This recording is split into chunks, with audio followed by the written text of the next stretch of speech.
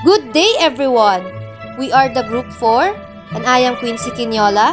And I am Jesseline C. Fabilinia. And we are here to present and give you some ideas about the mechanical world, Descartes and Newton. Before we start and jump into their contributions, let us first discuss about their life and their backgrounds to be discussed by Miss Jesseline Fabilinia. Let's talk about René Descartes. Descartes was a French mathematician, natural scientist, and philosopher. Best known by the phrase cogito ergo sum, or I think therefore I am. Descartes is considered the founder of modern philosophy for successfully challenging the many of accepted wisdom of the medieval scholastic traditions of Aristotelian philosophy. His most significant writing, Discourse, was written in French that allowed in his work to be dispersed easier. In it, he attempted to use mathematics to deduce everything rationally knowable. Wrote Le Monde, or Encyclopedia of Physics, and Treatise on Physics, which stated the Earth revolved around the Sun. He wrote Principia Philosophiae, which became the rage in intellectual circles. He published works on optics, coordinate geometry, physiology, and cosmology. Did you know? He produced the new field of analytic geometry.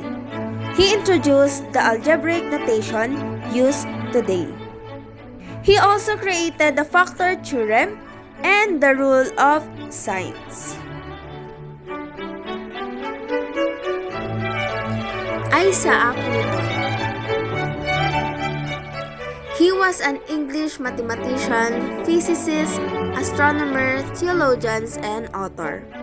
Described in his own day as a natural philosopher, who is widely recognized as one of the most influential scientists of all times and as a key figure in the scientific revolution.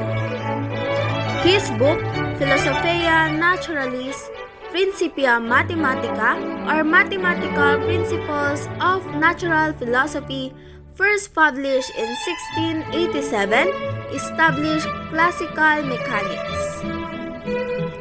Newton used the mathematical description of gravity to derive Kepler's law of planetary motion, accounts for tides, the trajectories of comets, the precession for the equinox, and other phenomena, eradicating doubt about the solar system's heliocentricity.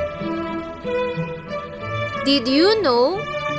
Newton also made seminal contribution to optics and shares credit with Gottfried Wilhelm Leibniz for developing the infinitesimal calculus. Now let us jump to their contributions to the development of a new mechanical model. First, we have the Cartesian vortices.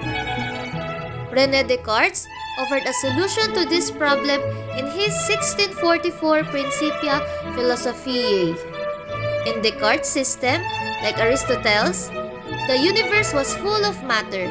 There was no such thing as an empty space.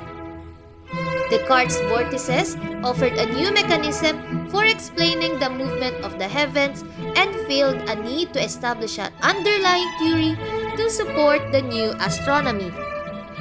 As a result, Descartes' ideas about vortices were widely adopted as a way of thinking about the cosmos.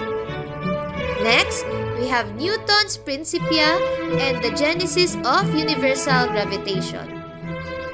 Isaac Newton's 1687 Principia Mathematica Philosophiae Naturalis, or Mathematical Principles of Natural Philosophy, generally referred to as the Principia, is often cited as one of the most important books in the history of the physical sciences. where Descartes had offered an explanation of how a sun-centered heavens could work with his theory of vortices.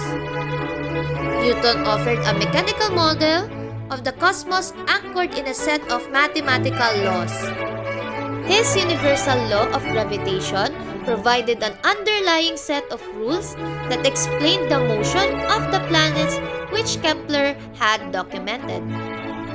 Lastly, we have theory of tides, an illustration of the theory of tides that came as part of Newton's universal law of gravitation.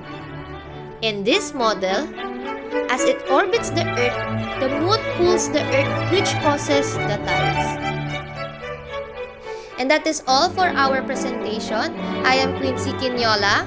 And I am Jesseline C. Fabilinia. And this is The Mechanical World, Descartes and Newton.